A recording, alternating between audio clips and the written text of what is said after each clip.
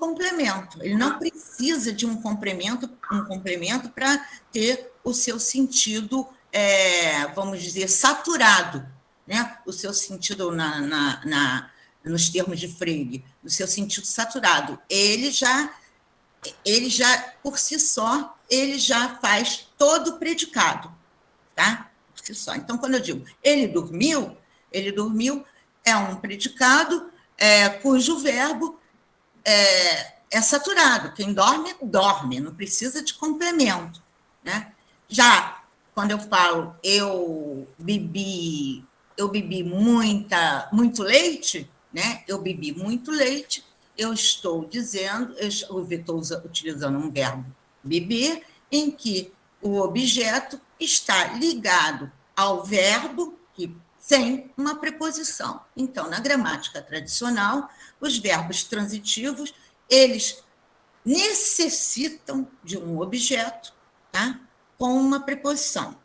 E os verbos intransitivos não necessitam de complemento, ok? Então, aí eu coloquei alguns verbos intransitivos, sorrir, inchar, né? Tem vários outros, tá? Só para ilustrar, ok? Pode passar, Fabrício. Então, desde pequeno, a gente aprende que a transitividade verbal, ela diz respeito ao, claro que sempre o verbo, sempre centrado no verbo, diz respeito ao verbo da oração. Então, a partir daí, eu não vou tocar em verbos de ligação, que seria um outro minicurso, tá? Então, eu vou esquecer os verbos de ligação neste minicurso.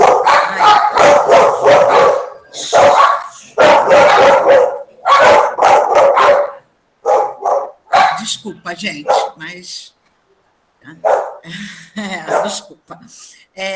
Então, eu vou esquecer os verbos de ligação, eu vou passar por eles, não vou falar. Mas o que a gente aprende na escola, e a gente não sabe classificar, até depois de muitos anos de ensino, de estudo, a gente não sabe, a classificar se um verbo é transitivo direto, se o verbo é um transitivo indireto, se o verbo é bitransitivo, se o verbo é intransitivo. Essa é a classificação adotada pela norma gramatical brasileira, tá? Então, para a NGB, os verbos, quanto à transitividade, quanto à predicação, eles podem ser transitivos diretos, indiretos, intransitivos, bitransitivos, alguns chamam de transitivo direto e indireto, e verbos de ligação que eu não vou tocar, tá? Então, eu copiei esse mapa mental, que eu achei bonitinho, né? Da internet, esse mapa mental está bonitinho. Tá? É isso que a gente tem na nossa cabeça quando a gente vai estudar transitividade verbal, ou a gente deveria saber, ter na nossa cabeça. Ok? Vamos lá. Pode passar, Fabrício.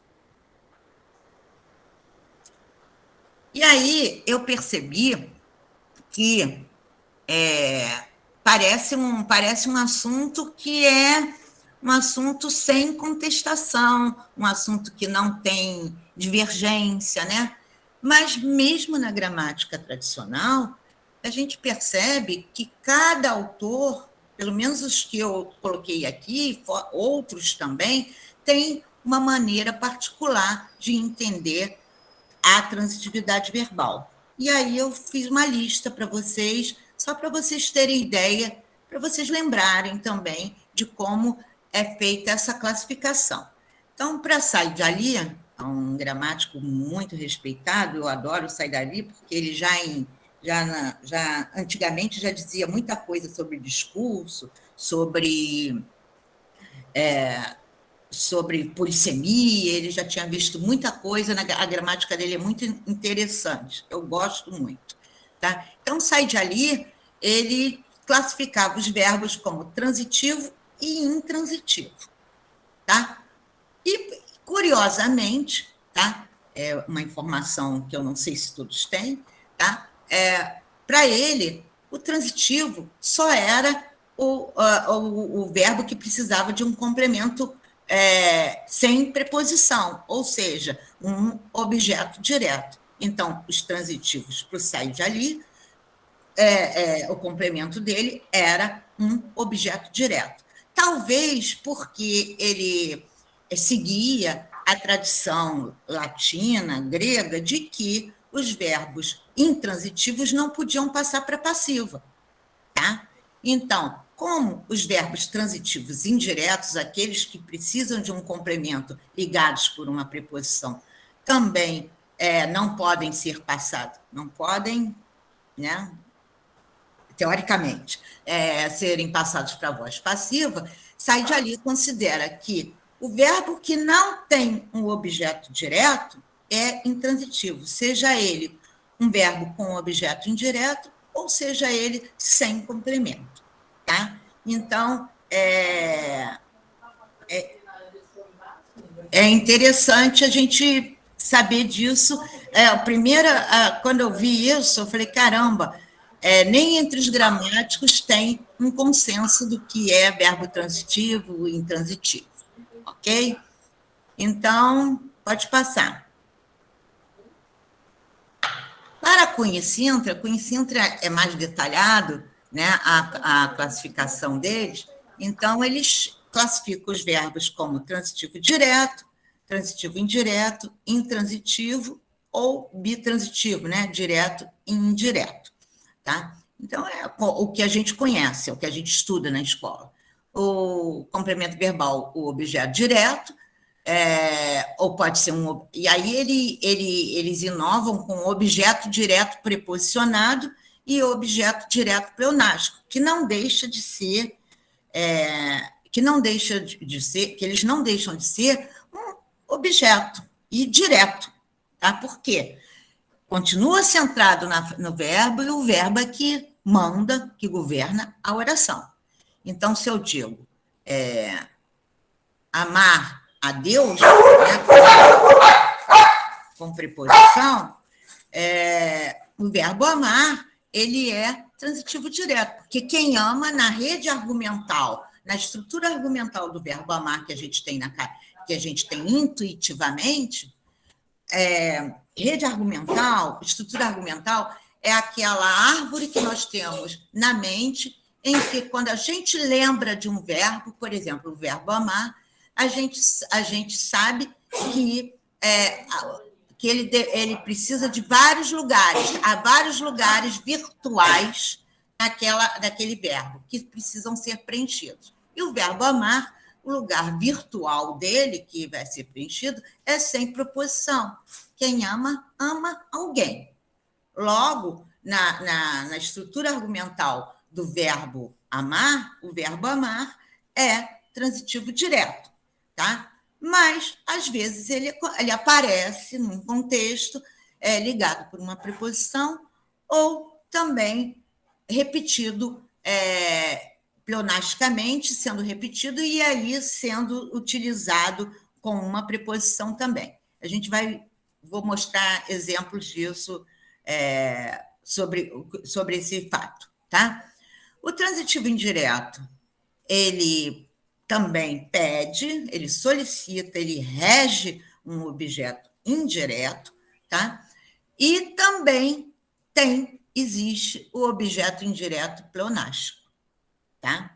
Isso é uma informação que quase ninguém sabe. A gente lembra de objeto direto pleonástico, mas objeto indireto pleonástico a gente quase não ouve falar, tá? Mas existe, tá? Cunha e Sintra. E o intransitivo é aquele que por si só se satisfaz, ele não precisa de complemento, ele tem o sentido saturado, tá? Transitivo direto e indireto, que precisa dos dois objetos, o direto e indireto, tá? Pode passar, Fabrício. Eu estou indo muito rápido, gente? Não, Kátia, está tudo bem. Tá. Então, só para pontuar bem os objetos diretos segundo Cunha e Sintra, eu selecionei para vocês exemplos de objeto direto preposicionado e objeto direto pleonástico e objeto indireto pleonástico, tá? Que são objetos que a gente quase não ouve falar, a gente não pensa nisso, tá? Então, os objetos diretos preposicionados, eles são regidos da preposição a, tá? Então, antes do paciente, do objeto afetado, precisa ter uma preposição a. Nos casos de quando exprime os verbos, exprimem sentimentos, como é o caso de amar, não amo a ninguém, tá? Para evitar ambiguidade, tá? Sabeis que ao mestre vai matá-lo. Então, você vai matar ao mestre. Então, quem mata, mata alguém, tá? Então, evita ambiguidade. Quando ele vem antecipado, tá? A homem pobre, ninguém roube. Então, a preposição a, então ninguém roube. Quem rouba, rouba alguém. Mas, como ele vem antecipado, ele precisa utilizar a preposição a, tá? Seria um objeto direto preposicionado, ok? E quando expresso por pronome pessoal oblíquo tônico, quem já foi, meus alunos sabem muito bem o que são pronomes oblíquos tônicos, né? Mim, ti, si, né? Então, conosco, convosco, né? A ele, a ela, tá? Então são pronomes pessoais oblíquos tônicos. Então, nem a ti, Cristo odeia. Então, quem odeia, odeia alguém, alguma coisa. Mas, como é um pronome oblíquo tônico, você tem que colocar, segundo o Cunha e Sintra, que eu acho a abordagem deles bem completa, tá? Você tem que colocar uma preposição diante desse objeto direto. Então, a ti seria um objeto direto preposicionado, ok? O pleonástico, o que é? Ele é constituído de um pronome pessoal átono, que não tem acentuação, e ocorre quando o objeto direto precede o verbo, ou seja, quando o objeto direto vem antes do verbo. Aí a gente chama na gramática o nome disso de pleonasmo, né? Uma figura de linguagem, né? Pleonasmo. Então, o objeto direto pleonástico, tá? Seria palavras, eu antecipei, eu topicalizei palavras, que é o objeto direto, cria-as o tempo e o tempo as mata. Então, as e as são objetos diretos pleonásticos, tá? E um exemplo do objeto indireto pleonástico, tá? A mim ensinou-me tudo. Quando você também quer chamar atenção para aquele objeto direto. Então, você também utiliza essa preposição. A mim, tá? Ensinou a mim tudo, né? Então, ensinou-me, esse me é um objeto direto, né? Quem ensina alguma coisa, né? Ensinou um objeto indireto, quem ensina alguma coisa a alguém, e a mim é um pleonasmo desse objeto indireto, ok? Tudo bem até aí? É muita informação, né? Mas fazer o quê? Vamos lá. Pode passar, Fabrício. E um ponto importante na análise do Cunha e Sintra é que ele chama a atenção para a diferença entre objeto indireto e complemento adverbial, né? Então, ele diz que a preposição que encabeça um adjunto adverbial, em geral um locativo, tá? Tem um valor significativo. E o que traduz o objeto indireto tem um esvaziamento de significado. Então, para eles, cantava para os amigos é um objeto indireto, porque o para tem um valor esvaziado.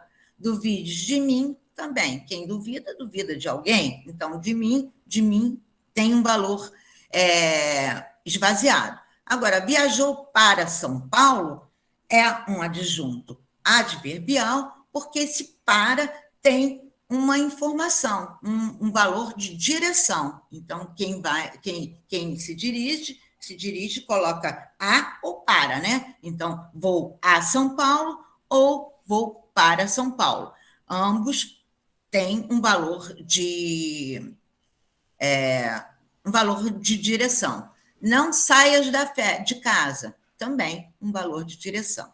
Então, quando a preposição tiver algum valor semântico, o que a acompanha, o substantivo, ou o adjetivo, ou o pronome que a acompanha, a unidade passa a ser um adjunto adverbial. Eu acho interessante eles se preocuparem com isso, porque o grande problema da classificação de transitividade exatamente é saber se é um adjunto adverbial ou se é um complemento verbal, tá? Então, se vocês tiverem isso na cabeça e souberem os valores da preposição, são muitas informações, vocês conseguem fazer a distinção, né? Por quê? Por que eu digo isso? Porque é muito difícil você ensinar no ensino básico, por exemplo, que o verbo estar, por exemplo. O verbo estar é um verbo de ligação, que a gente conhece como de ligação, que liga um estado a um sujeito, né?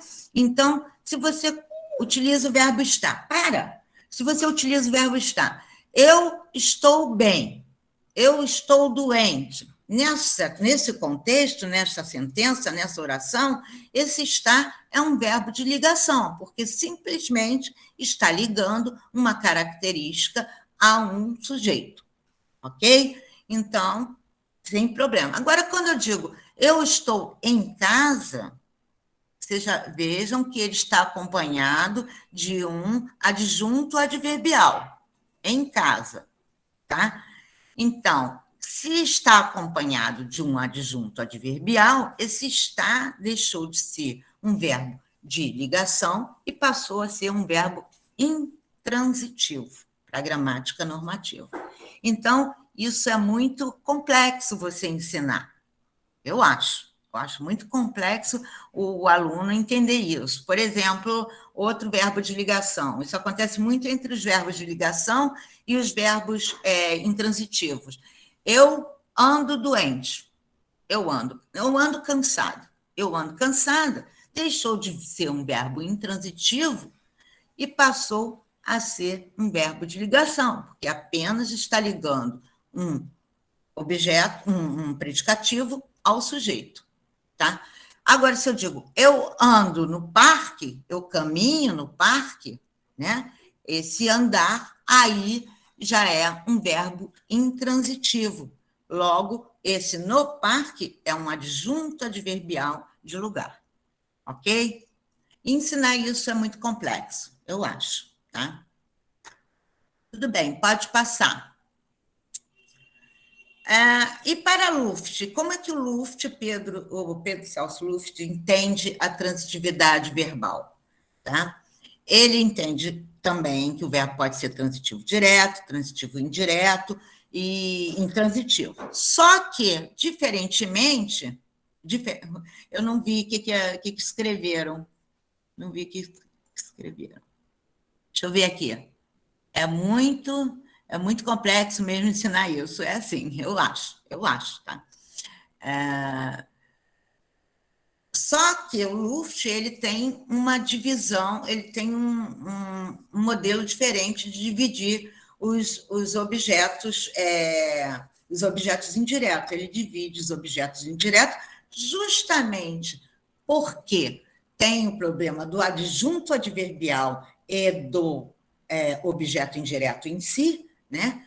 Que complementa o verbo, é necessário a complementação, não é superficial, não é um termo acessório, que eu não acredito em termos acessórios, mas é o que a gramática diz, não é um termo acessório para complementar o verbo. Então, acredito que o Luft ele tenha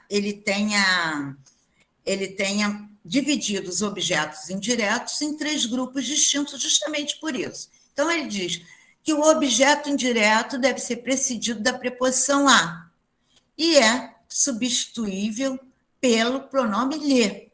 Então, a gente aprende também que o objeto indireto sempre vai ser substituído pelo pronome lhe. Isso causa muitas dúvidas também. E o verbo admite a passivação. Então, Pedro acudiu ao pai. O pai foi acudido por Pedro. Então, isso é um tipo de objeto indireto. Tá? Assistir ao filme. O filme foi assistido por mim. Tá? Porque o verbo assistir, no significado de ver, ele também é um transitivo indireto. Né? Quem assiste, no significado de ver, assiste a alguma coisa. Então, se esse verbo for um transitivo indireto e pode ser passivizado, o Luft separa, tá? Um tipo. O tipo A seria o objeto indireto que pode ser, cuja oração pode ser passivizada. O objeto indireto que não é substituível pelo lhe, tá? Pelo pronome lhe. No Pedro acudiu ao pai, nesse primeiro objeto indireto, nessa primeira classificação, você pode escrever Pedro acudiu-lhe, tá? Sem problema nenhum. Já no segundo, Pedro gosta do pai, você não pode substituir. Pedro gosta-lhe. Não pode, não dá. E esse tipo também não admite a passivação. Tá? Então, do pai Pedro é gostado? Não dá. O pai é gostado por Pedro? Não, não dá. Então, tá?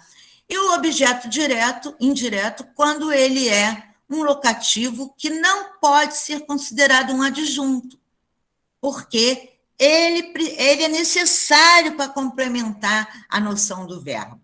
Tá? Então, Pedro morou em Canela. Se eu tiro Canela em Canela, se eu digo Pedro morou, a minha sentença não faz sentido nenhum. Está faltando alguma coisa. Na minha rede, na minha rede argumental desse verbo, falta alguma coisa. Quem mora, mora em algum lugar. Logo, isso é um objeto indireto diferente para o Pedro Luft, mas não deixa de ser um objeto indireto, não deixa de ser um complemento verbal. Ok? Então, nós já vimos até aí tantas diferenças, né? Até aí, só até agora, tantas diferenças. Vamos lá, vamos passar, Fabrício. Rocha Lima. Rocha Lima é a classificação tradicional da qual eu mais gosto, tá? Eu gosto muito, não sei por que a NGB não adotou essa classificação do Rocha Lima, porque ele, também pensando nos adjuntos adverbiais obrigatórios, ele fez uma classificação muito mais complexa e muito mais ampla dos verbos do que simplesmente dizer que é intransitivo, transitivo direto, transitivo indireto. Então, vamos lá. Os intransitivos. Os intransitivos, para Rocha Lima, não tem complemento. Se houver, é um complemento chamado de objeto direto interno, tá? Que a gente vai ver mais vagar no próximo slide. Os transitivos diretos é um objeto direto, como a gente conhece, ou um objeto direto preposicional. Tá? A semelhança do objeto direto preposicionado lá do Celso Cunha, só que tem algumas particularidades. Tá? Os verbos transitivos indiretos, eles são complementados pelo objeto indireto, ou seja, tem uma preposição aí entre o verbo e o seu complemento. Aí começam as diferenças maravilhosas, tá? Os transitivos relativos, que são transitivos porque precisam daquele complemento, necessitam de um complemento, só que um complemento relativo, que a gente vai ver do que se trata. Tá? Os transitivos circunstanciais, que também precisam de um complemento, de algum objeto que o complemente, tá? Na nossa rede argumental, mas ele dá o nome, ele nomeia de complementos circunstanciais. Os bitransitivos, que são aqueles que requerem um objeto direto, podem requerer, né? Lembre-se de que a transitividade verbal depende do contexto. Um verbo pode ser intransitivo numa oração e pode ser transitivo na outra. Tá? Se eu digo, eu comi um hambúrguer, o verbo comer aí é um verbo transitivo. Tá? Agora, eu comi, tá? Verbo comer, o mesmo verbo comer, intransitivo. Então, a transitividade, por isso a gente não consegue assimilar, porque depende muito do contexto de uso, depende das necessidades comunicativas do dono da língua, que é o falante. Por isso, só por isso. Tá? E a gente vai ver um modelo que trabalha exatamente isso mais tarde. Ok? Então, vamos ver, além dos bitransitivos, o Rocha Lima também classifica os verbos como transobjetivos. Eu coloquei isso aí porque uma aluna me perguntou para mim em sala de aula o que era verbo transobjetivo. Eu chutei. Eu não sabia o que era, eu chutei, né? Depois eu fui procurar. Eu falei tudo errado para a menina. Eu falei tudo errado para a menina. O Rocha Lima é uma classificação do Rocha Lima em que ele classifica os verbos que têm um objeto direto e um predicativo do sujeito. Então, os alunos acharam a prova fácil. A prova fácil é um predicativo do objeto prova, tá? Então, nos predicados verbos nominais em que tem um predicativo do objeto, o Rocha Lima chama isso de transobjetivo, tá? Porque transpassa para o objeto. Não é só o objeto, não fica só, vai além do objeto, é transobjetivo. Então, eles consideram que é um verbo transobjetivo.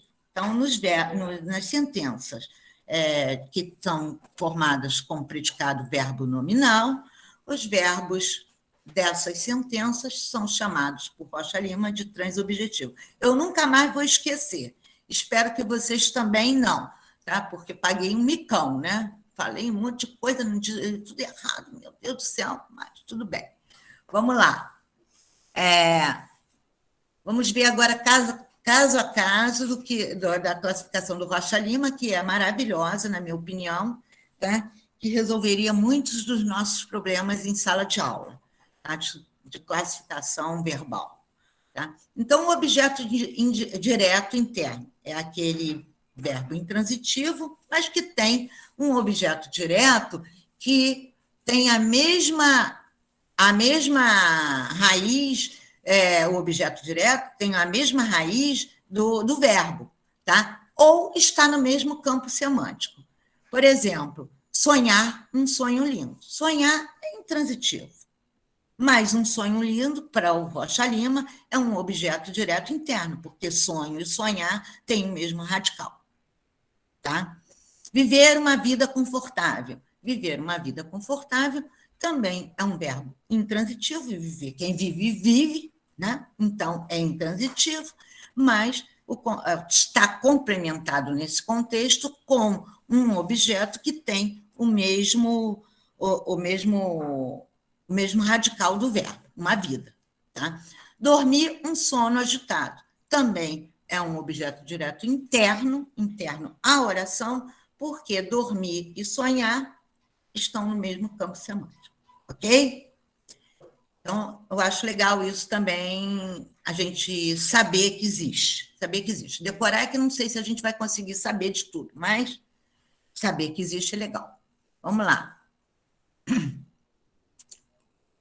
O objeto direto é aquele que é o complemento na voz ativa que representa o paciente da ação. Isso a gente já sabe. Então, Pedro vendeu a casa, está na forma da voz ativa, cujo agente é o Pedro, e o objeto afetado, o recebedor da ação do verbo, é a casa. tá? O objeto direto preposicional. Aí tem algumas particularidades. A preposição que antecede o objeto direto pode ser facultativa ou obrigatória. O emprego de uma preposição obrigatoriamente, tem vários casos que ele cita, mas para não ficar chato, eu não coloquei para não cansar vocês. Mas eu peguei os casos mais interessantes, né? Com formas tônicas dos pronomes pessoais. Então, mim é uma forma tônica, então você utiliza uma preposição, um objeto direto preposicional, tá? Preposicional antes desse pronome pessoal tônico, a mim. E a gente sabe também, isso é muito legal, uma informação que eu tenho e sempre penso, a diferença entre pronomes pessoais tônicos, pronomes oblíquos, tônicos e átonos, é que os tônicos são sempre precedidos de preposição. Tá? Então, se você tiver um tônico precedido da preposição, que eles vêm sempre precedidos de preposição, você tem um objeto direto preposicional para a Rocha Lima. Ok? Não um objeto indireto. Tá? Porque quem solicita a preposição é o pronome e não o verbo. Ok? Por isso, ele continua sendo objeto direto. Tá? O pronome quem com antecedente expresso. As pessoas a quem amei se foram. Então, o pronome quem, se tiver antecedente expresso, ele também vai solicitar o pronome, não o verbo, né? Vai solicitar uma preposição. Logo, é um objeto direto, porque o verbo é amar. Amar é um verbo transitivo direto. Quem manda na oração é o verbo. Então, esse a quem é um complemento cuja preposição é solicitada pelo pronome. Ok? Beleza? Então, vamos lá. É facultativo, essa preposição é facultativa também em vários casos, mas eu também só selecionei 3 casos, tá? Quando os pronomes forem referentes a pessoas, tá? Então, quando você diz convidarei a todos, sem excluir a ninguém. Então, alguém, ninguém, todos, outros, se referem a pessoas, né? Então, diante desses pronomes, eles podem ter ou não preposição, mas continuam sendo objetos diretos. Tá? Convidarei todos sem excluir ninguém. Perfeito. Tá? Pronome quem sem antecedente. Considero a quem me considerava e considero quem me considerava. Continua sendo, o uso da preposição é facultativa e aí o quem é, de fato, um objeto direto sem preposição, tá? Mas pode vir com preposição. E aí é um objeto direto preposicional, para a Rocha Lima. Tá? Preposição com valor de partitivo, né? Do pano mais velho usava, do pão mais velho comia. Né? Então, quando você tiver uma preposição com valor de parte né? De partitivo, usava o pano. Tá? Essa preposição faz parte da expressão partitiva do pano. Um pedaço do pano, um pouco do pano, uma parte do pano. Ok? Então, nesses casos também você tem um objeto direto preposicional. Ok? Beleza, gente? Pode passar? Então, vamos embora. Vamos embora. Objeto indireto, por Rocha Lima, representa o ser animado, sempre um ser animado, a que se dirige ou destina a ação ou estado que o processo verbal expressa. O objeto direto, também para o Rocha Lima, é substituído pelo lhes, tá? Elis. Então, Pedro acudiu ao pai, Pedro deu esmola ao mendigo. Então, Pedro deu-lhe esmola, tá? E Pedro acudiu-lhe. Tá? Então, para ele, o objeto indireto ele tem que ser substituível pelo pronome átono, lhe ou lhes. Tá? E o complemento relativo, esse que é o mais legal, que eu gosto mais. É o complemento que, ligado ao verbo por uma preposição determinada, a, com, de, em, integra com valor de objeto direto. Ele precisa estar ali, aquele constituinte precisa estar na sentença para complementar o verbo. Logo, ele tem um valor de objeto direto. Tá? A predicação de um verbo que significa de significação relativa. Tá? Então, o complemento relativo distingue-se do objeto indireto, visto não representar a pessoa ou coisa a que se destina a ação. Denota, assim, como o objeto direto. Então, o complemento relativo, ele se assemelha muito mais a um objeto direto do que a um objeto indireto, embora ele tenha uma preposição. Ok? Tá? Então, o ser sobre o qual recai a ação. E, além de ser comutável, né, ser substituível pelo lhes, também pode ser substituído pelas formas tônicas, e se é tônico vai ter que ter uma preposição, ele, ela, eles, precedido de preposições a, com, de, em, etc. Botei 2 exemplos aqui. Pedro assistiu ao jogo, tá? Então, isso aí é um complemento relativo, que quem assiste, assiste a, tá? E Pedro concorda comigo. Comigo, concorda com mim, né? Então, vira comigo. Então, quem concorda, concorda com. Então, essas preposições são solicitadas pelo verbo, só que elas são solicitadas pelo verbo, só que você é relativamente entre o verbo e o objeto. Tá? Por isso, um complemento relativo. Ok? Vamos lá. E o complemento circunstancial? É um complemento de natureza adverbial, né? Uma expressão adverbial, um advérbio, né? Uma locução adverbial, tá?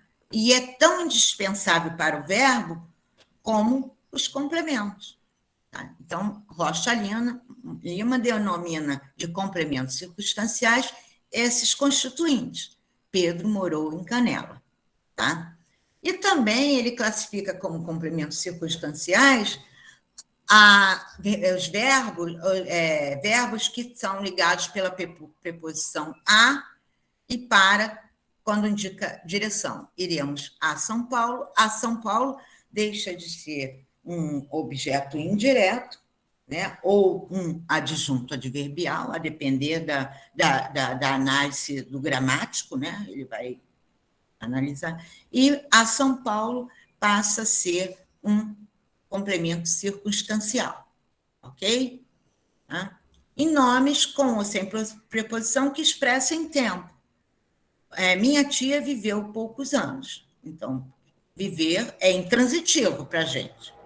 E poucos anos seria um adjunto adverbial, né? Indicando o tempo que a tia viveu. Né? Só que para o Rocha Lima, ele não. Minha tia viveu poucos anos. Um tempo indica um tempo. Então, poucos anos é um complemento. O verbo viver, nesse contexto, está necessitando de um complemento. Logo, minha tia viveu poucos anos, o complemento de viver é poucos anos e é um complemento circunstancial. Tá? A circunstância é que impõe ou não aquele complemento. Ok? Complementos não preposicionados que indicam peso, preço, distância, tá? Então, ele pesava 110 quilos. 110 quilos é um adjunto, é um complemento circunstancial, não um adjunto adverbial. Tá? Este livro custa R$100. R$ 100 é um complemento circunstancial e não um adjunto adverbial. Tá? Maria rejuvenesceu 10 anos. 10 anos também é um complemento circunstancial, não um adjunto adverbial. Tá? E, diferentemente de Bechara, que inclui esses casos aí de complementos circunstanciais dentre os objetos diretos. Tá? Então, 10 quilos pesava 110 quilos. Para o Bechara, 110 quilos é objeto direto. Tá? R$ 100 para o Bechara é objeto direto. 10 anos para o Bechara é objeto direto. Ok? Veja a confusão na nossa cabeça.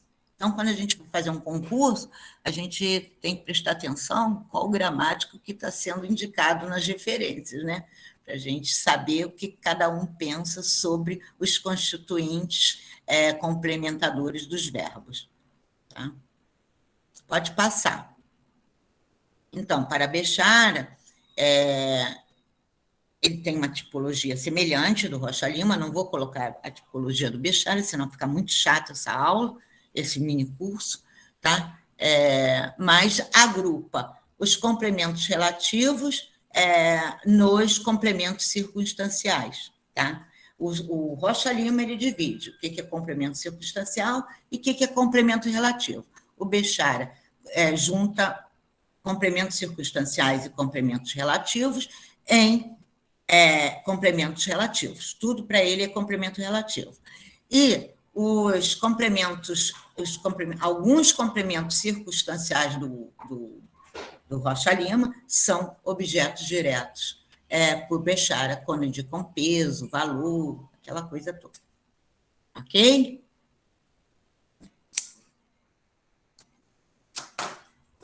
O Perini, né? Eu já estou passando agora já estou saindo um pouco da gramática tradicional, tá? Para uma gramática mais científica, vamos dizer assim, tá? Uma gramática em que pretende, como transitividade é um aspecto sintático, né? É um fenômeno sintático, o Perini, um sintaticista, ele se diz sintaticista, ele resolveu criar matrizes para definir se um verbo é transitivo ou intransitivo. Mas ele não mais classifica como transitivo direto, intransitivo, transitivo indireto. Não há mais esse tipo de classificação na gramática do Perini. O que há é um verbo que tem uma gradação, é o mais transitivo ou menos transitivo, a depender das matrizes que ele criou, com alguns parâmetros, para definir se um verbo é transitivo direto ou o grau de transitividade daquele verbo. Tá? Então, ele utiliza os complementos fundamentais para isso, para ele descrever a transitividade verbal quanto descrever a transitividade verbal quanto aos seus complementos. Ele utiliza o objeto direto, entra na matriz dele, o complemento de um predicado, entra na matriz dele, um predicativo e o adjunto circunstancial. Então, ele fez 11 matrizes para definir os verbos da língua portuguesa. Só peguei um como exemplo, porque senão a gente fica muita informação, né? Então, a matriz do verbo comer, por exemplo, ele diz que aceita livremente objeto direto, aceita livremente adjunto circunstancial, recusa predicativo, complemento do predicativo e predicativo. Tá? E essa matriz, segundo Perini, é a matriz que consegue descrever a maioria dos verbos em língua portuguesa. 57% dos verbos cabem nessa matriz e se adequam a essa matriz. Tá? Os símbolos, eles traduzem o que o verbo comer aceita livremente. Objeto direto, LOD. Já que você pode dizer, a criança comeu um mingau. Então, aceita, tanto faz, ter ou não ter, tá? A criança comeu devagar, a criança comeu também.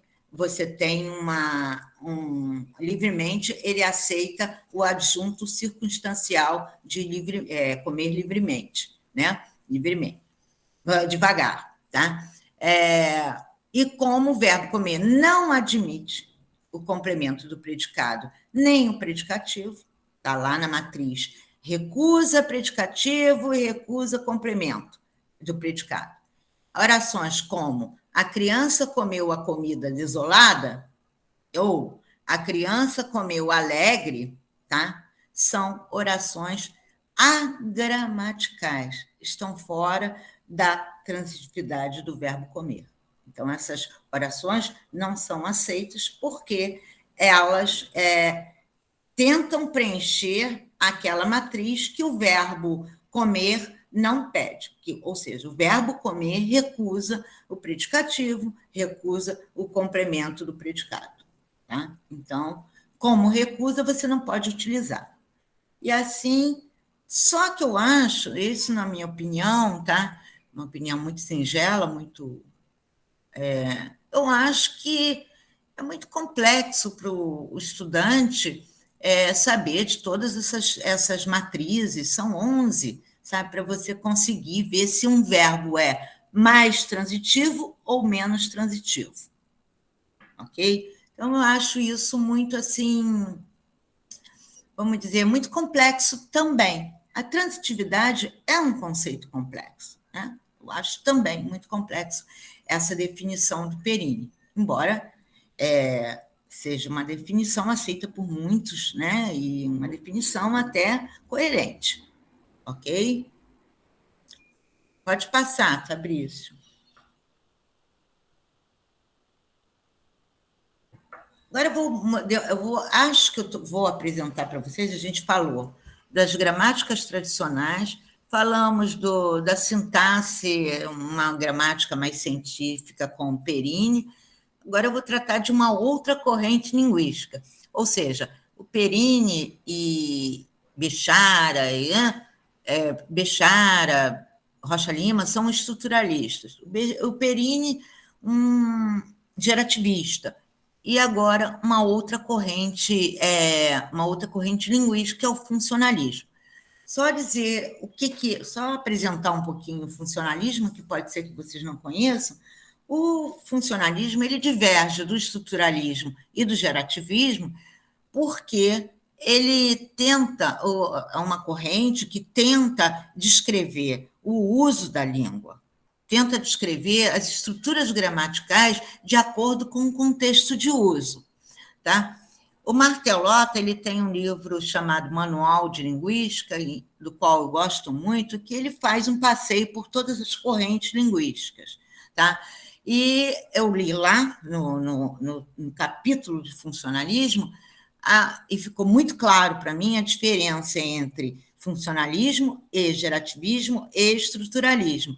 Por quê? Ele coloca 2 exemplos. Ele coloca desonesto. Você é desonesto. Desonesto é você. Qual é a diferença entre as duas orações? Você é desonesto é uma afirmação. Desonesto é você é uma afirmação. Em ambas as sentenças, há um sujeito, um verbo de ligação e um predicativo do sujeito. Então, o gerativismo não dá conta disso, tá? Nem o estruturalismo. Tá? Então, o verbo é de ligação, há um constituinte que dá uma propriedade para o sujeito, desonesto, né? Mas qual a motivação de um falante dizer você é desonesto ou desonesto é você? A situação comunicativa. Porque quando eu falo desonesto é você, eu estou replicando alguém. Alguém me chamou de desonesto. E aí eu digo, desonesto é você. Tá? Eu acho esse exemplo assim maravilhoso para a gente entender a amplitude da abordagem funcionalista. Ou seja, ela vai estudar as motivações, tá? Das formas linguísticas, né? Que as motivações podem ser comunicacionais, podem ser sociais, podem ser estruturais, podem ser históricas, né? Você tem N fatores envolvidos na escolha de uma forma linguística. E o funcionalismo vai tentar, né, mostrar, apontar todos esses fatores numa sentença. Eu acho isso muito, muito interessante, eu acho isso muito, vamos dizer assim, muito complexo e também é muito, muito eficaz, tá? Porque quando você faz essa distinção entre o contexto de uso, por que um falante, você perceber a motivação de um falante fazer uma estrutura e não outra, isso é, de fato, você entender a mobilidade da língua, né, que a língua tem. Né? Então, é muito, muito legal. Tá? Eu gosto muito do funcionalismo. Não estudei funcionalismo, porque não tive tempo, mas gostaria muito de me atentar para o funcionalismo. Tá? Então, para o funcionalismo, não há, em oposição ao funcionalismo, o formalismo ele vai tentar descrever a forma, o funcionalismo ele vai tentar descrever o contexto de uso, as motivações de uso daquelas formas.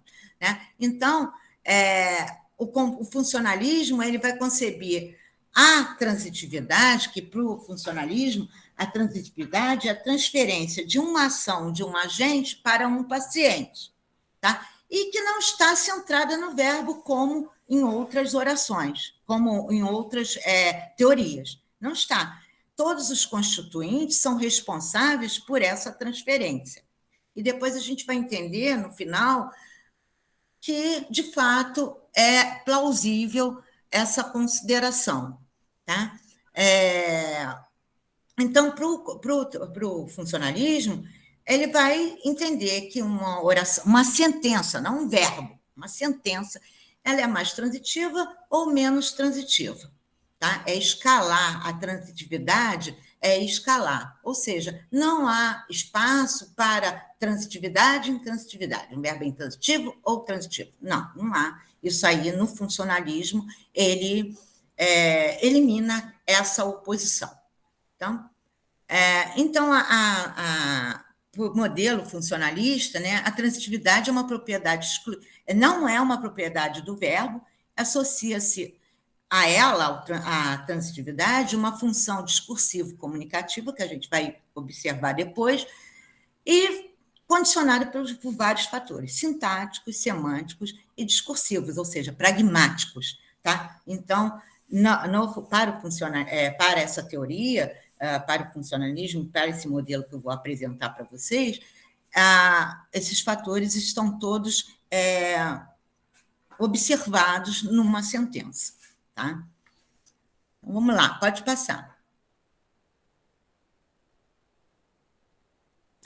Aí todo mundo pega esses parâmetros de Roper e Thompson, de 1980, tá? para demonstrar a transitividade das orações, tá? Das sentenças. Então, o Roper eles definiram esses parâmetros para facilitar,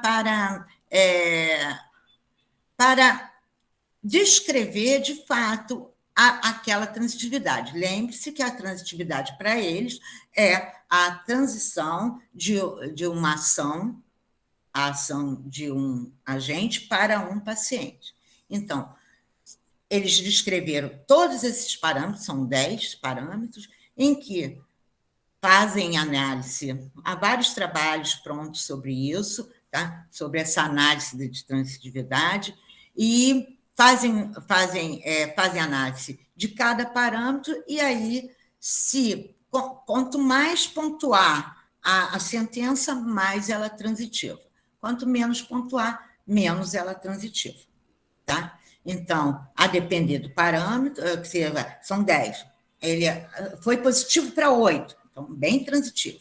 Foi positivo para 2, é pouco transitivo. Tá? E depois eu vou falar o que isso, qual é a consequência disso para o discurso, tá? Para o uso da língua, né? Então, se eu vou apresentar para vocês, isso está na internet, tá? Tem um texto deles que eu baixei e está lá todos os parâmetros em que eles consideram para descrever a transitividade o número de participantes de uma sentença. Se 2 ou mais, tá? Tem uma alta transitividade. Se só tem um participante, tem uma baixa transitividade. Coloquei uns exemplos. Pedro bebeu muita cerveja. Então, aí há 2 participantes, né? Pedro e cerveja. Logo, uma alta transitividade. Pedro bebeu muito. Não tem 2 participantes, apenas um, tá? Então, Pedro é o Pedro, então, uma baixa transitividade. A cinese, que é a sinestésica da ação, né? Um movimento, né? Não é bem movimento. Pedro abraça os amigos, tá? Então, abraça um envolvimento do agente. João é de fato uma ação, né? É de fato uma ação. Chegar, abraçar, abrir os braços, fechar, é uma ação. Já João gosta dos amigos, João não comete uma ação, não tem uma ação expressiva, né? A ação aí é psicológica, né? Vamos dizer assim, gostar dos amigos. O aspecto, se é télico, se chegou a um final, se é perfectivo, ou se não é télico, se é imperfectivo. Há uma duração naquele evento. Então, Pedro chutou a bola, é pontual, porque acabou, ele começou e acabou, não há duração nenhuma nessa ação. Então, Pedro carregou a mala, há uma certa duração nessa ação, né? Não foi imediato, ele foi carregando, né? Não, digo aqui, não télico, Pedro está almoçando, há uma duração da ação de almoçar, então há uma duração aí no evento. Tá? Então, é um imperfectivo. Imperfectivos são aspectos de duração, ou seja, alguns verbos são responsáveis, alguns tempos verbais são responsáveis pela imperfectividade verbal. O verbo, o gerúndio, tá? O pretérito imperfeito, ele ganhava um presente, então ele ganhava, há uma duração naquele evento, naquela ação, tá? Uma duração interna do evento, tá? Não é deítico, não faz referência ao mundo extralinguístico, e sim ao tempo interno verbal, tá? Então, alguns tempos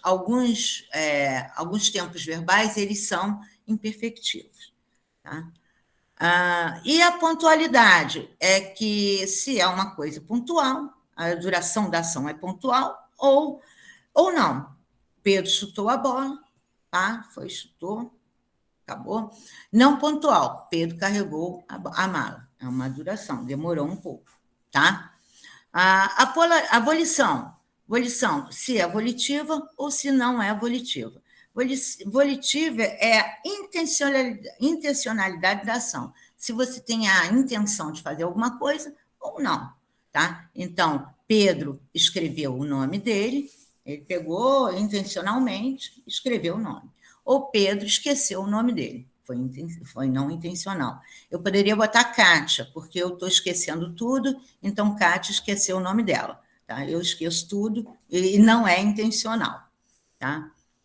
A polaridade, que pode ser afirmativa ou positiva, ou negativa, tá? Então, quando tem um advérbio de negação, ela é negativa, né? Quando tem uma palavra de teor negativo, a oração é negativa, sem entrar em detalhes na negação da língua portuguesa, porque aí é outro curso, tá? Então, Afirmativa, Pedro estuda português, Pedro não estuda português. É negativo, tá? O modo de ação, a afetividade, a efetividade da ação. Se ela é uma ação real ou se ela é uma ação hipotética, tá? Então, Pedro viaja amanhã, pode acontecer. Pode não acontecer, mas com certeza você tem certeza do que você está dizendo. E Pedro viajaria amanhã se tivesse dinheiro. É hipotético, é irreal, tá? Se eu fosse rica, se eu ganhasse na loto, não estaria dando um mini curso. Então, é hipotético, porque eu não ganhei na loto, tá? É irreal. Tá? Agentividade é quando você tem o agente executando a ação, né? E esse agente é mais animado, tá? Então, Pedro me assustou, tá? E quando esse agente, esse sujeito, ele não é animado. Então, a pandemia me assusta. O mesmo verbo, só com agentividades diferentes, tá? E afetamento do objeto, o grau de afetamento, o quanto aquele objeto foi afetado pela ação, tá? Pedro bebeu toda a cerveja, tá? Pedro bebeu pouca cerveja. Então, a cerveja aí foi pouco afetada e toda a cerveja foi muito afetada. Tá? Individuação do objeto. Uma ação pode ser transferida mais efetivamente para um objeto do que para um não individuado. Então, os individuados são constituintes que são representados por substantivos próprios, animados, concretos, singular, contáveis, definidos. Isso são elementos individuados, tá? Os não individuados são os substantivos comuns, os inanimados, os abstratos, os plurais, os incontáveis, os indefinidos. Então, quando eu falo Pedro bebeu a cerveja, eu estou definindo a cerveja. E Pedro bebeu cerveja está indefinido. Então, a primeira oração tem uma alta transitividade, porque o objeto está definido, e uma baixa transitividade, porque não há uma definição do objeto. Tá? Então, esses parâmetros, eles são utilizados, isso no texto é muito interessante, tá, gente? Por quê? Quanto mais transitiva for uma oração, uma sentença, mais efetiva aquela ação vai ocorrer. Se você faz um texto, por exemplo, pensando aqui, você faz um texto argumentativo, tá? Em que você quer convencer alguém de alguma coisa, você seleciona orações muito mais com alta transitividade do que com baixa transitividade. A baixa transitividade você utiliza para generalizações, para falar do senso comum. Agora, quando você quer convencer alguém, você vai utilizar sentenças com alta transitividade, tá? Você analisar dentro desses parâmetros textos, claro que o texto ele vai ter mesclas de baixa transitividade, de acordo com a intencionalidade do falante, de acordo com os participantes, de acordo com o objetivo comunicativo. Eu falei para vocês que a forma linguística ela é motivada por N fatores, né? O social, o histórico, o comunicativo, né? Então, dependendo do seu objetivo comunicativo, você vai intrinsecamente utilizar sentenças mais transitivas do que sentenças menos transitivas.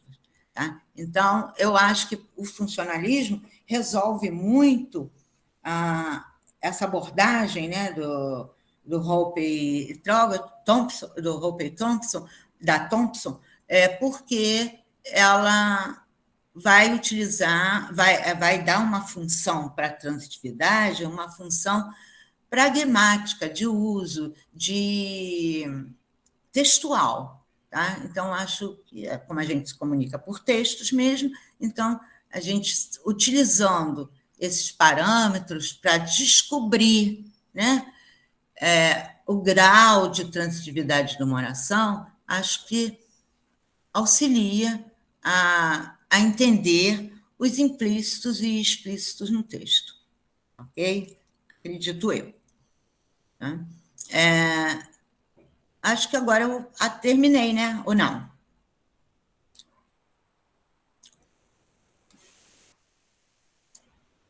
Então, tá. Então, a gente viu que, durante essa jornada, que nas classificações há sempre um critério formal e um critério semântico para classificar a transitividade verbal, né? Então, essa falta de coerência, vamos dizer assim, né? Eu acho que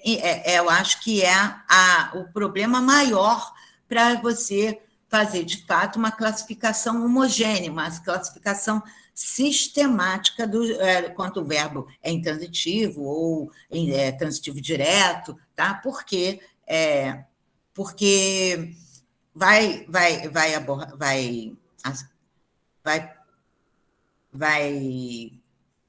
deter saberes, né, conhecimentos, tanto semânticos quanto funcionais. Né? E eu li isso aqui na Cansado, que eu achei um barato, e acho que concordei muito com ela quando ela diz que não parece ser o caso em que haja um consenso entre os falantes sobre o que eles realmente sabem a respeito dos complementos de predicadores, dos verbos, né?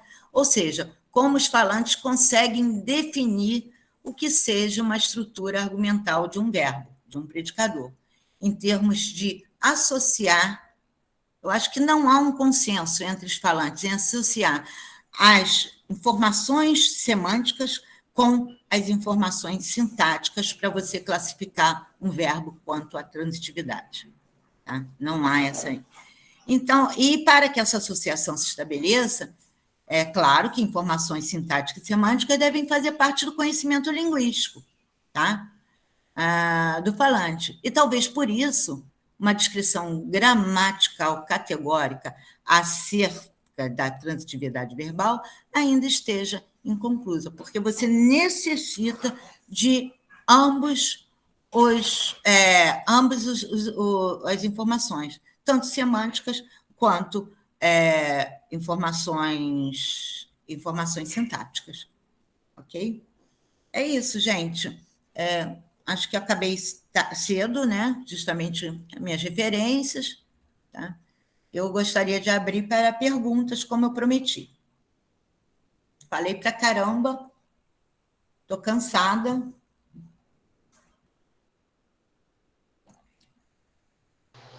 Gente, pode ficar à vontade. Não tem nenhuma pergunta no chat ainda.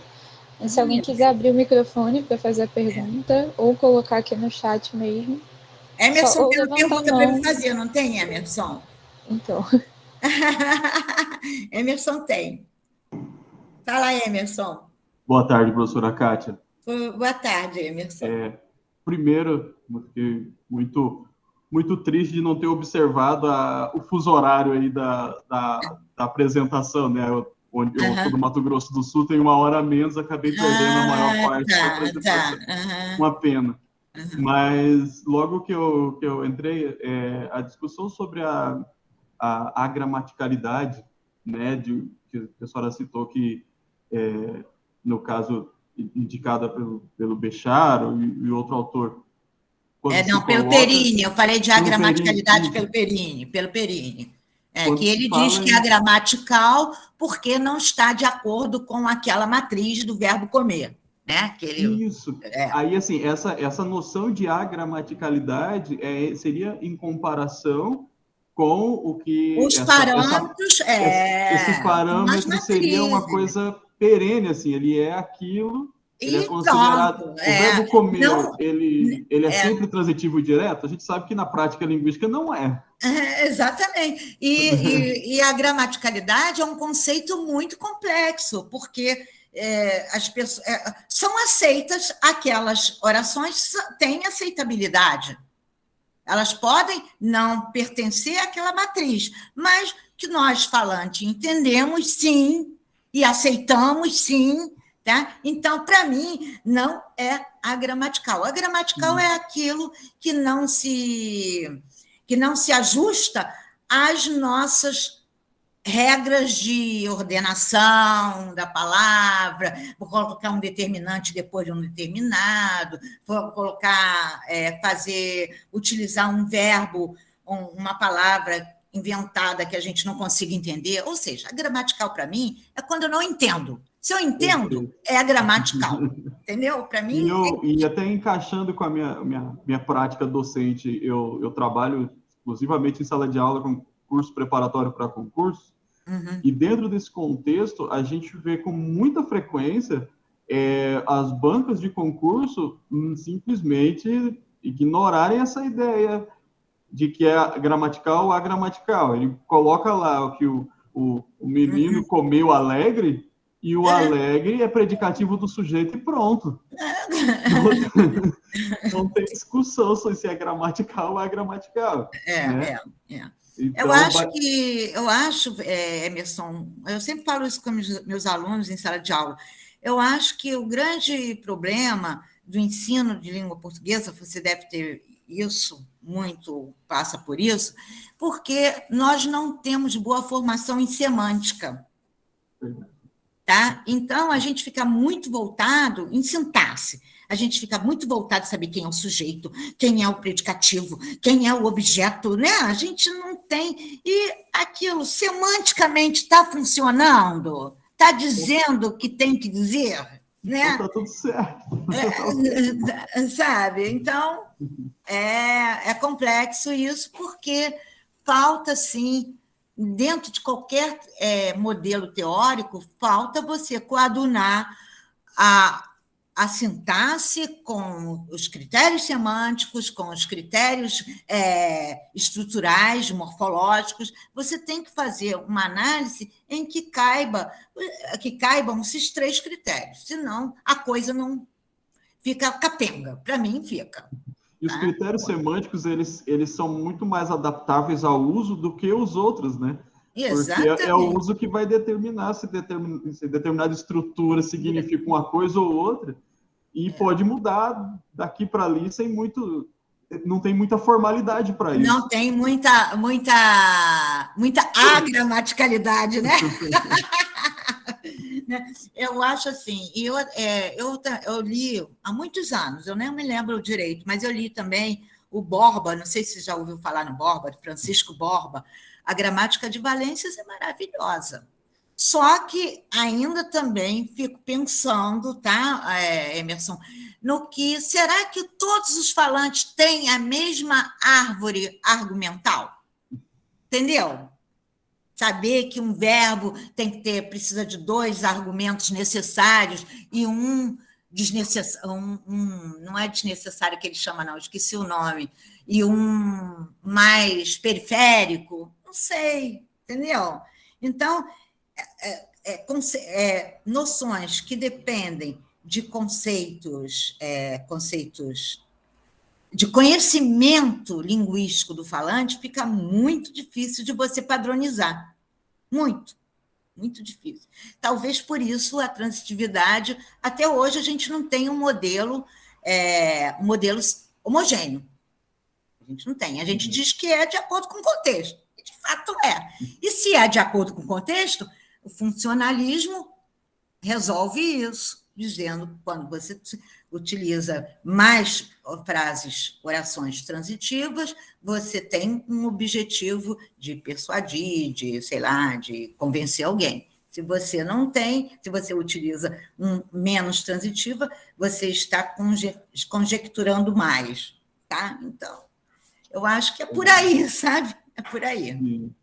Minha pesquisa de mestrado foi em cima de verbos, né? Especificamente do uso pretérito mais que perfeito, sob a ótica das diferentes concepções de gramática, né? Histórica, normativa, gramática de uso, gramática interna, e ver assim, trazer isso para a sala de aula é muito difícil, porque acostumado com uma visão só, quando você traz um prisma, né? São várias formas de ver a mesma ideia, parece que causa uma confusão mental por conta de uma vamos dizer assim, de uma unicidade de forma de tratar o assunto. Né? Pode ser assim. O pretérito mais que perfeito é o passado do passado e acabou, é só isso. Não, vai depender da vontade do falante, como diz Bechara, não tem jeito. E o funcionalismo, eu acho legal quando o Hopper diz que a gramática é uma gramática, como que ele fala? Gramática não é uma gramática em construção, não. Esqueci o termo que ele usa, um termo muito legal. Ou seja, eu vou traduzir o que ele diz. Diz que a gramática o falante vai utilizar qualquer possibilidade que o sistema da língua dele permitir. Então, a gramática ela não é uma coisa fechada, uma coisa, né, que tem que ser descrita daquele jeito, né? Não. A gramática ele tem múltiplas faces, a gramática tem múltiplos objetivos, né? E a depender da sua situação comunicativa, você vai escolher um uso, outro, não sei. Então, eu acho que a gente precisa mudar em sala de aula esse conceito, né, Emerson? A gente também foi educado assim, né? A gente também foi educado assim, né? O professor, com raiva, perguntava qual a diferença entre o complemento nominal e... o adjunto adnominal. Com raiva da gente, perguntava, né? E as bancas de concurso fazem isso até hoje, elas têm raiva da gente até hoje. Pois entre o adjunto adnominal e um predicativo. Gente, isso é discursivo, só tem saída no discurso, não adianta. Né? Se você vai dar uma informação velha, uma informação para alguém, aquilo é adjunto adnominal. Se a informação é nova, aquilo vai ser um predicativo. Né? Então, está tudo voltado para a semântica, né? A semântica perpassa. Não é a estrutura que dá essa informação, é a semântica, né? Não é a sintaxe, não é a morfologia, não adianta. A gente divide a gramática em estratos para ficar mais fácil da gente ensinar, né? Que tem que ser, essa divisão para mim é didática, né? Mas que as coisas uma se imbricam com a outra, sabe? Não tem jeito. Não tem jeito. Perfeito, obrigado, professor. Nada. A Júlia comentou. Olá, professora, sou aluna de letras da Unirio, faço licenciatura. A senhora disse que é muito complexo explicar algumas questões da transitividade, e eu concordo. A gramática tradicional não dá conta de explicar todas as combinações possíveis da nossa língua. A frase, por exemplo, eu comentei sobre o problema ao chefe, no qual há dois objetos indiretos recaindo sobre um verbo. Nesses casos, a gramática tradicional diz, passa para a próxima fase, e não explica, pretendo trabalhar com as múltiplas faces da língua portuguesa. É isso aí. Porque aí você tem um adjunto, né, para a gramática, você tem um adjunto adverbial e um objeto indireto. Né? O grande problema é você saber contar com conhecimento do falante sobre o que é periférico, sobre o argumento periférico e o argumento necessário. Eu acho que esse é o grande problema. E aí, como a gramática normativa ela quer sempre dar nome aos bois, né? Então, isso aqui vai ser um adjunto adverbial, porque é acessório. Pô, odeio essa palavra, acessório. Nada é acessório na fala, nada. Então, e isso aqui é um objeto indireto, porque a rede argumental do verbo precisa disso para fazer sentido. Não sei, vai depender do contexto. Não sei se precisa mesmo. tá? Vai depender do contexto. Então, por isso eu gosto muito dos estudos funcionalistas. Dos modelos, todos os modelos funcionalistas, eles dão conta desse uso, sabe? Eu acho muito, assim, legal. Só que eu não tive tempo, parei, né? Meu mestrado e meu doutorado foi em morfologia, eu estudo os splinters, eu estudo os processos não concatenativos, mudei, né? Mas é uma coisa interessante que vocês devem se interessar, sim, porque vocês vão atuar em sala de aula e vocês vão ver a dificuldade, tá? E o pesquisador, como sempre digo, ele é um professor maravilhoso. Se ele pesquisa, se ele entende todos os aspectos, todos os olhares, ele consegue dar conta do conhecimento do aluno, que tem que ser um conhecimento total mesmo. Tá? Essa coisa de só ensinar gramática é meio capenga, né? Vamos dizer assim. Mais alguma pergunta, gente? Temos meia hora ainda, 24 minutos. Caraca! Tem sim, Kátia.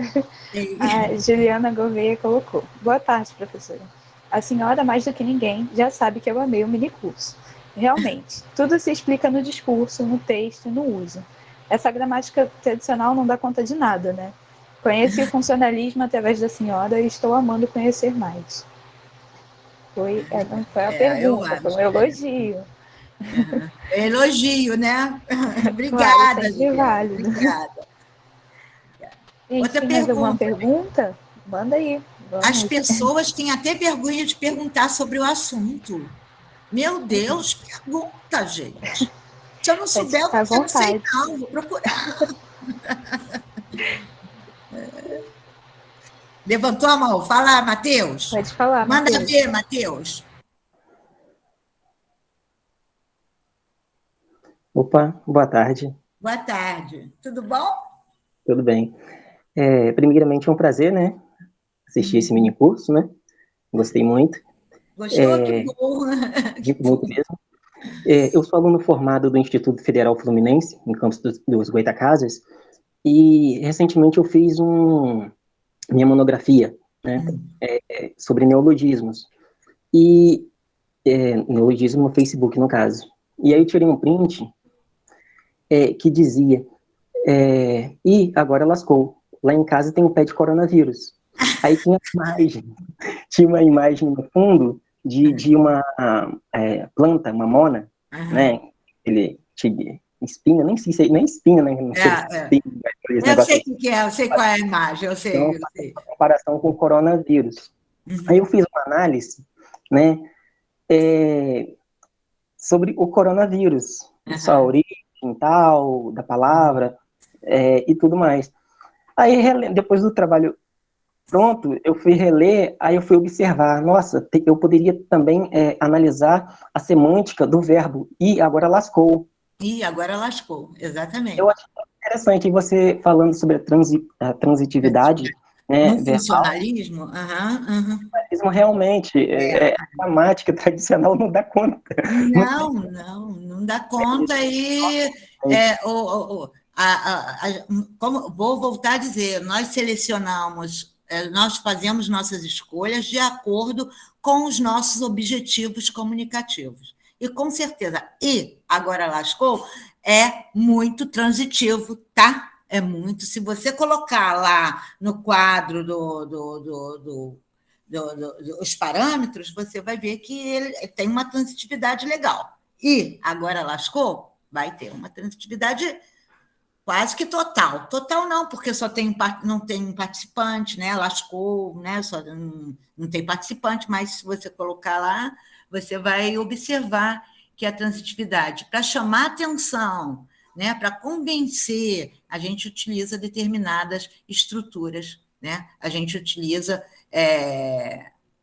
a transitividade como uma noção, uma função pragmática. Tá? É muito legal. Sim, sim. Eu adoro os neologismos, você falou de neologismo, eu estudo os neologismos, né? Então, eu amo. Eu amo. Eu iniciei a minha faculdade foi em 2017. Aí eu fiz um artigo e desde 2017 eu estudo neologismo.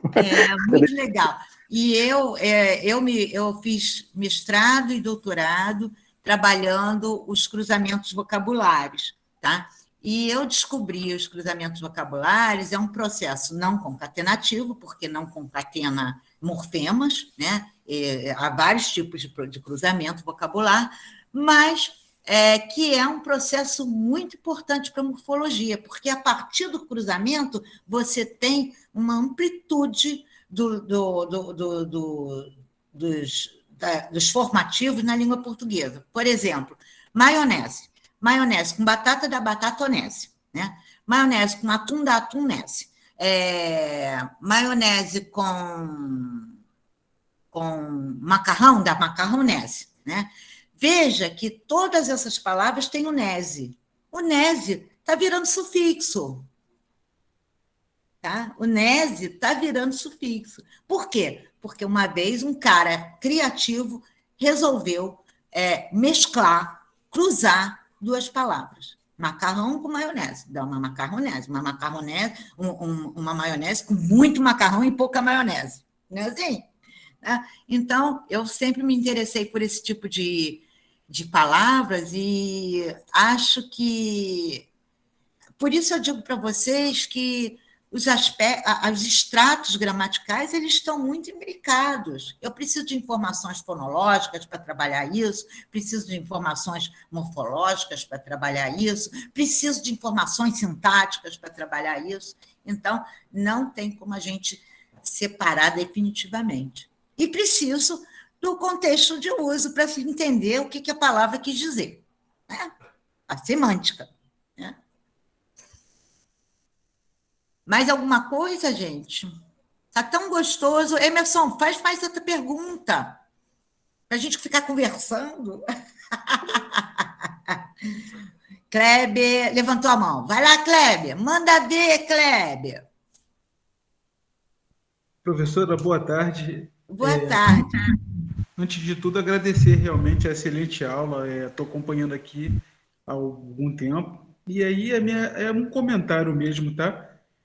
O que me parece é que, assim, é muito abrangente o assunto. E você falou sobre a questão da escolha do objetivo. Então, assim, você focalizar é você botar em perspectiva outras coisas na penumbra, né? Não dá para iluminar tudo ao mesmo tempo. Não. Né? E essas escolhas, né, dentro de sala de aula, elas são muito complexas e complicadas mesmo. O que eu procuro fazer, por exemplo, no município de Nova Iguaçu, é adotar mais a questão semântica, né, para aqueles legal. Né, trabalho no sentido do texto, de imagens. Então, eu acho que a questão da análise, né, e fazer uma análise muito abrangente, é o que a gente deseja.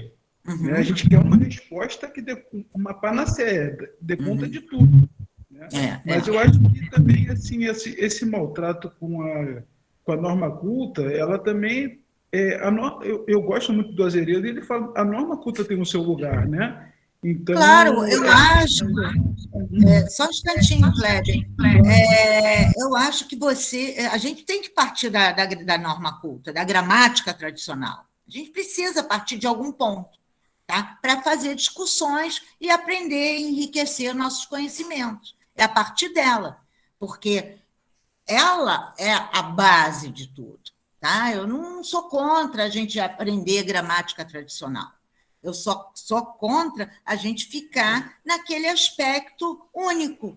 Tá? Você não abrir os seus horizontes quanto aos fenômenos linguísticos. A única coisa que eu acho que a gramática tradicional também está dentro do papel, porque ela para na frase. Ela não quer saber de discurso.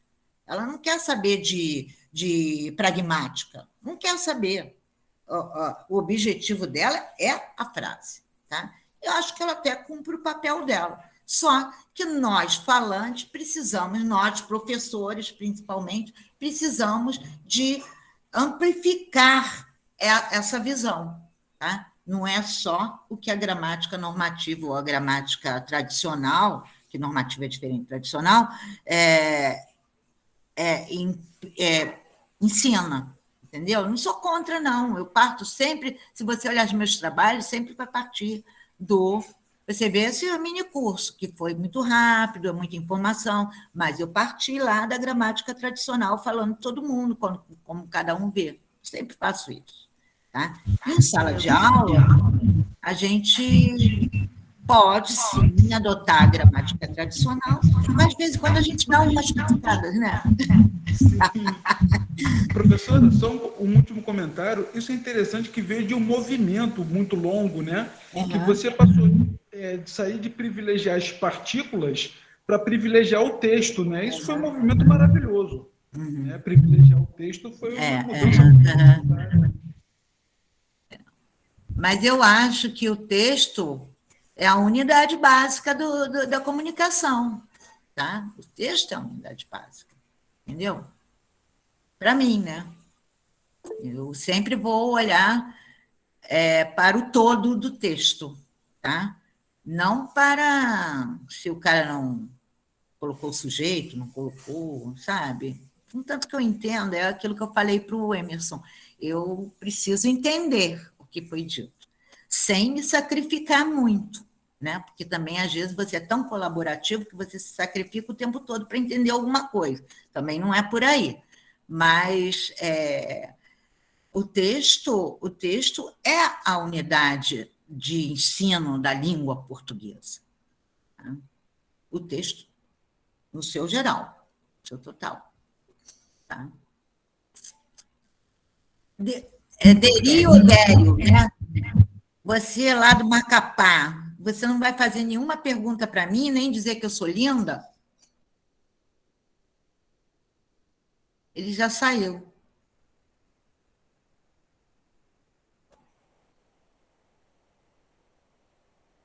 Gente, eu acho que vou ter que deixar vocês, né?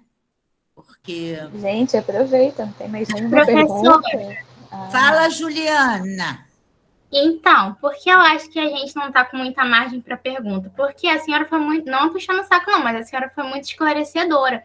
E pensando nessa visão de que o que é tradicional tem as suas classificações, quer dizer, o que é normativo, né, tem as suas classificações, e quando a gente pensa na visão funcionalista, quando a gente pensa, olha para o texto, né, para o discurso, para o uso, a senhora sabe que eu amo texto, amo estudar isso, a gente percebe que as coisas vão sendo respondidas intuitivamente mesmo. Quando a senhora falou daquele verbo andar, eu ando cansado e eu ando no parque, né, foi o segundo exemplo? Foi esse exemplo. Eu já comecei a pensar nas cenas metafóricas que esse verbo pode proporcionar, pode projetar. Isso. Na nossa mente, porque agora eu estou pensando nisso de todos os verbos, né? Pela minha pesquisa, e a gente está vendo que a gente percebe que a maioria dos verbos, se não todos, não sei se posso afirmar que todos, mas a maioria é polissêmica, eles têm outros sentidos, e isso vai dar margem para outras transitividades, né? Exatamente. Então, pensando nesse verbo andar, eu já comecei a imaginar que quando uma criança, uma adolescente, né, na escola, quando a professora sempre perguntava a transitividade, ela perguntava, por exemplo, quem chama alguém ou alguma coisa.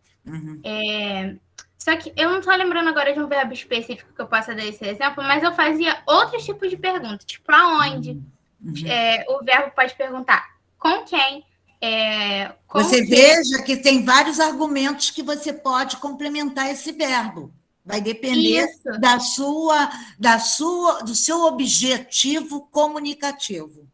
Exatamente. Tá? Tem vários, os verbos, eles abrem vários espaços vazios, tá? Para você completar com constituintes, com elementos.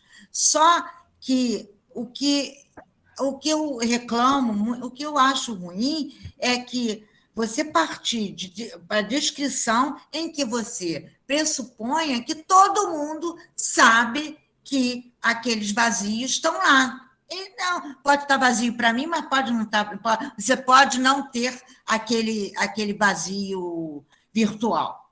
tá? Porque depende de conhecimento de mundo, depende de experiência, depende da sua experiência corpórea, porque a linguagem é muito corporal, ou seja, as coisas básicas você aprende com as suas experiências corporais, o que está embaixo, o que está em cima, tudo em relação ao seu corpo, né? O que está atrás, o que está na frente. Então, a nossa linguagem é corporificada. Nossa linguagem, ela parte do básico, a criança parte do básico, né, para entender o que é um andar, o que é um gatinhar, o que é um comer, né? Ela parte de experiências corporais mesmo, tá? O que é ver, né? Então, eu acho o que você deve gostar muito, além do funcionalismo, né, da linguística cognitiva, que você deveria estudar, tá? Fazer um projeto baseado na linguística cognitiva, da polissemia dos verbos, tá? Do verbo tomar, ou do verbo passar, ou do verbo mesmo andar, criar todas as cenas possíveis, conforme o Fillmore descreve, tá? Daqueles verbos, e saber que todos eles têm um significado central e vários periféricos, né? Vários periféricos. A partir daquele central, por metáfora ou metonímia, você chega a outros significados. Tá? Você devia estudar a linguística cognitiva, é muito bonito, eu gostaria também, funcionalismo e linguística cognitiva. Aliás, eu gostaria de ter estudado tudo, mas não vai dar tempo, vou morrer antes, não vai dar tempo. Mas é legal, Juliana, é isso mesmo. A depender do sentido e do contexto, o verbo assume uma transitividade diferente. Por isso eu gosto do funcionalismo, que a transitividade não está centrada no verbo, em sim em todos os constituintes da frase. É a depender do seu objetivo, você vai utilizar orações mais transitivas ou menos transitivas. Tá? O que é a transitividade? É transitar uma ação de um agente para um paciente. Então, a partir daí, você, dependendo das suas intenções, você vai construindo as suas sentenças. Muito legal isso. Mais alguma coisa, gente? Matheus de Souza levantou a mão. Vai lá, Matheus, manda ver. Então, eu fiquei com uma dúvida, uma pequena interrogação. Uma colega fez uma pergunta aí no chat e eu comentei sobre... Você comentou sobre não sei o quê, ao não sei quem.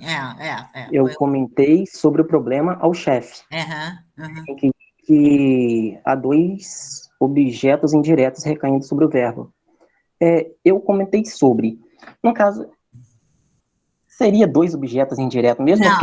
Não. A gramática normativa diz que não. Aí é um adjunto adverbial de assunto. Não, sim, mas exatamente, me confundiu em duas coisas. Claro que eu vou levar essa tua orientação aí em consideração. Mas o problema é que se tirar o sobre, eu acho que ela pensou muito no sobre. Eu não sei, até gostaria que ela pensasse sobre isso, para poder entender qual foi o modo dela pensar. Porque no discurso, sobre é importante, não é acessório. Porque tirando o sobre, né, se comentou o quê? O problema. Então não precisa nem botar sobre. Comentou o problema ao chefe. Então fiquei meio com essa interrogação. Mas aí comentou do problema, né? Do problema ao chefe, né? Comentou o problema. Quem comenta alguma coisa. Comentou o problema. Quem comenta alguma coisa. Alguém. Comentou o problema ao chefe. O que ela comentou, no caso. O problema ao chefe. Aí é um objeto direto e indireto, nesse caso. E foi o que eu pensei. Obrigado. Nada.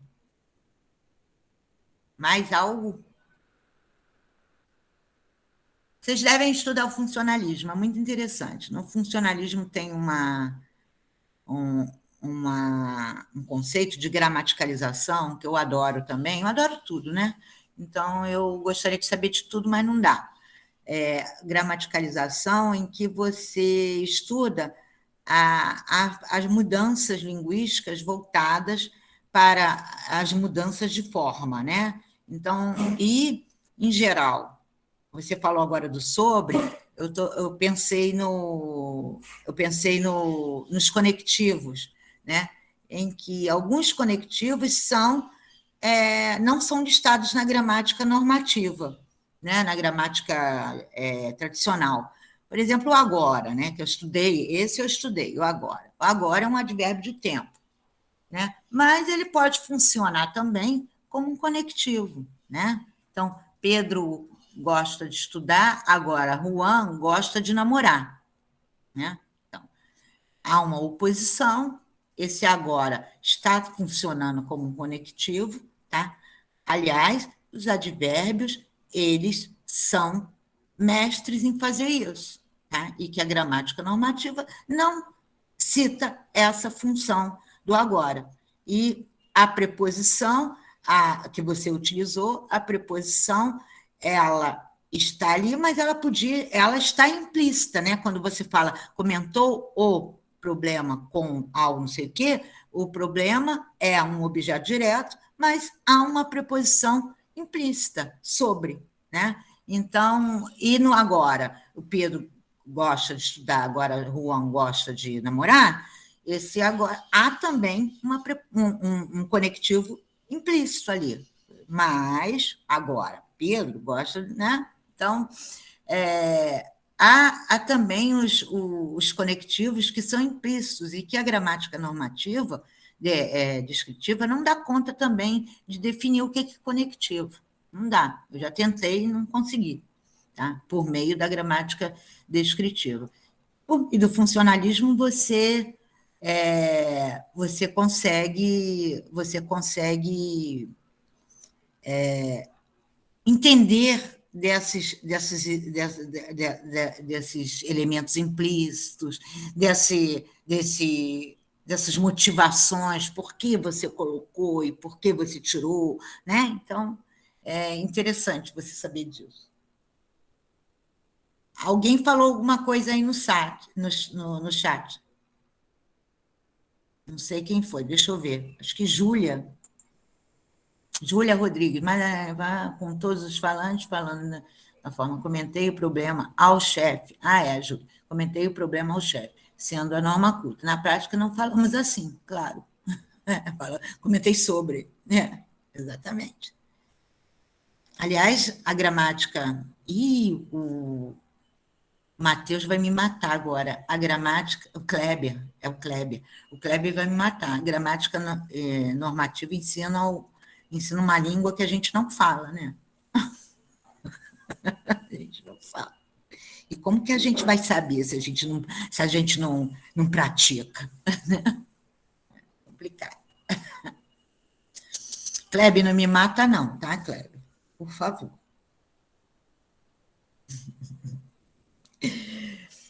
Bom, gente, é isso. Acho que eu vou ter que deixar vocês. Vou ver se alguém tem mais alguma coisa para falar. Espero que tenham aproveitado, tá? Foi uma coisa muito corrida. Espero que eu tenha passado o meu recado. Tá? Só a Juliana que amou, né, Juliana? Alô, amor? Nada. Amor, Foi nada. ótimo, Kátia. Eu estou aqui anotando tudo, eu ia fazer uma pergunta e o outro já fazia a mesma pergunta que eu ia fazer. Muito bom. Que bom. Tá, eu também gostei muito de ter esse papo com vocês. É muita coisa para a gente aprender, né? Vamos aprender juntos, né? Aprender sem aquela hierarquia, eu sei mais do que você, nós sabemos tudo igual, tá? E eu também morro de saudade, gente, morro, tá? E, de vez em quando, não sei se eu estarei aqui no próximo G1000, né? Na próxima jornada, e foi legal ter participado, foi muito bom para mim, tá? Espero também ter passado esse prazer para vocês, tá? Beijo grande. Muito obrigado, professora. Com certeza. Como sempre, ótimo. Tá, obrigada, Ótimo, André. Foi Minicurso. ótimo te conhecer, Emerson também, foi ótimo conhecê-lo. Alguns outros eu já conhecia, tá? Quando quiser aparecer no Rio de Janeiro, vai lá na Rural, tá? Quinta e sexta, eu dou aula às quintas e sextas, vai na Rural Nova Iguaçu e a gente conversa mais. Foi maravilhosa a tarde, foi sim, tá? Beijo grande, Tati. gente. Obrigada pelo Nada. curso, Obrigado. pela presença Tchau, também. tchau. Tchau, gente. Tchau, prof. Tchau. Fabrício, Tchau. fica um pouco pra gente ver se tá tudo certo. Gente, teve Tá bom. chamada no final? Teve sim. Ah, então acho que eu não coloquei porque agora há pouquinho eu caí. Eu acho, né? Mas manda o nome de novo, então.